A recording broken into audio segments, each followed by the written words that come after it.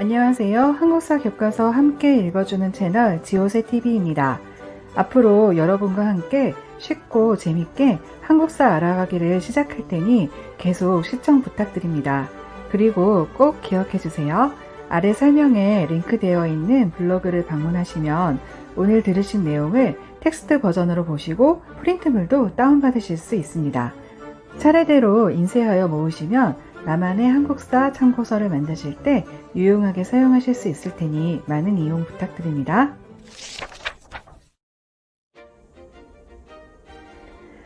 이번 시간은 고구려, 백제, 신라가 이 땅의 주인이었던 시대, 바로 삼국시대의 첫 시간입니다. 오늘은 삼국시대를 본격 시작하기 전에 중앙집권 국가로 성장한 고구려, 백제, 신라의 발전 과정의 공통점, 그리고 또 먼저 기본적으로 알아두시면 좋은 그런 내용을 살펴보도록 하겠습니다.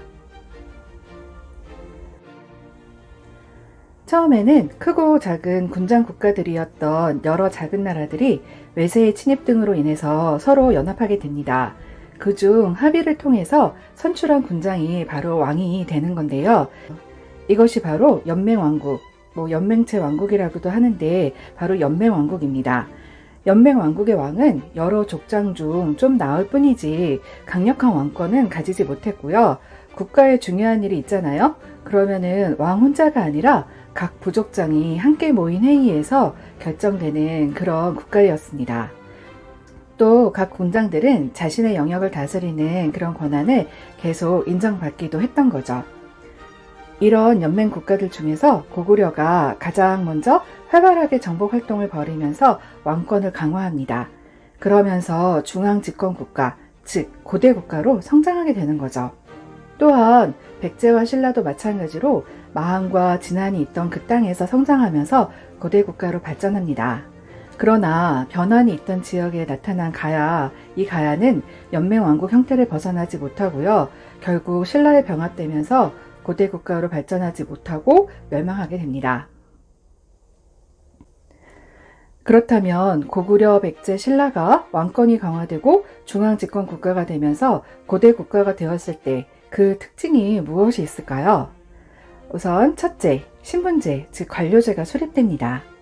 중앙집권 국가가 되면서 왕과 거의 동등했던 족장들은 귀족 칭호를 받으면서 신하가 됩니다. 즉 왕의 밑으로 들어가게 되는 거죠. 또한 족장이 자체적으로 다스렸던 영역은 왕이 이제 직접 통제하는 행정구역으로 변합니다. 관리는 높고 낮음 이렇게 등급을 나눈 다음에 그들이 입는 옷 색깔을 또 그 등급에 따라서 달리 해가지고 이 사람이 얼만큼 높은 사람인가 이렇게 쉽게 알 수 있도록 그렇게 한 거죠. 이렇게 등급과 관복을 정한 것을 관등제와 공복제의 정비라고 합니다. 삼국 모두 관등제를 확립했지만 특히 신라의 골품제는 그 중에서도 아주 엄격했던 그런 신분제도였습니다. 둘째, 불교를 수용합니다. 영토가 넓어지고 백성이 늘어남에 따라 이전보다 아주 훨씬 복잡한 사회가 된 삼국은 기존 신앙으로는 사회를 통합하는 것에 한계를 느끼게 되는데요. 이에 국가 정신도 확립하고 또 백성도 통합하고 이러기 위해서 불교를 받아들입니다. 또한 불교의 대표 사상인 윤회설, 즉 한 번 죽으면 그것이 끝나는 게 아니라 계속 다른 모습으로 다른 생에 태어나서 살게 된다는 거죠. 이런 윤회설을 내세워서 왕이 곧 부처 이런 믿음을 백성에게 전파하고요. 이로써 왕권은 더욱 올라갈 수 있었습니다. 셋째, 율령을 반포합니다. 율령은 사회 질서를 유지하고 행정을 바로잡기 위해서 국가에서 왕이 반포하고 실시했던 법률입니다. 이것은 왕권이 강화되니 이런 법이 나오기도 했겠지만 율령 반포 이후에 국가 체제가 더 정비되니까 이로써 왕권은 더더욱 올라가게 되는 거죠. 넷째, 활발한 정복 활동을 통해 영토를 확대합니다. 왕들은 주변 지역을 정복하는 활동을 활발하게 하면서 나라의 영역을 계속 넓혀갑니다. 전쟁이나 위기 중에는 우리 이렇게 하나로 뭉칠 수밖에 없잖아요. 그 구심체, 바로 그 중심 역할을 왕이 하게 되는 거죠. 또 정복 활동으로 새롭게 얻게 된 백성하고 토지, 이것은 곧 국가의 경제력과 군사력이 성장하는 밑바탕이 됩니다. 또 이것을 아우르게 되는 왕은 더욱 힘이 강해질 수밖에 없는 거죠. 다섯 번째, 왕권 강화로 인한 왕위 세습과 부자 상속제가 확립됩니다. 왕의 힘이 강해지면서 왕이 되는 방법이 달라집니다. 연맹왕국에서는 족장들이 왕을 선출한다고 이렇게 말씀드렸잖아요. 하지만 왕권 강화 이후 이렇게 중앙집권 국가가 된 다음에는 어떤 특정한 성씨나 집단이 왕위를 독점하게 되는 거죠. 처음에는 형제끼리 물려주는 형제 상속이 많았지만 이후 왕이 자신의 아들에게 물려주는 부자 상속제로 바뀌게 됩니다. 앞으로 각 나라별로 자세하게 살펴보겠지만 우선 국가의 발전에서 중요한 중앙집권화 순서 그리고 전성기의 순서를 먼저 알아두고 시작하면 좋습니다. 일단 나라를 세운 건국 순서는 신라가 제일 먼저입니다. 신라, 고구려, 백제 이런 순으로 건국되었고요. 중요한 것은 중앙집권화와 전성기 이 두 개의 시기와 순서를 기억하는 건데요. 중앙집권화는 1, 2세기에 걸쳐서 고구려의 태조왕과 고국천왕이 맨 처음 완성합니다. 그 다음 3세기 백제의 고이왕, 4세기 신라의 내무랑 이런 순입니다. 그렇다면 전성기는 어떤 순서로 왔을까요?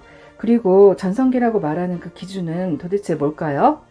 우선 전성기의 기준은 역사에 있어 가장 중요한 지역을 차지했던 그런 시기라고 보면 됩니다.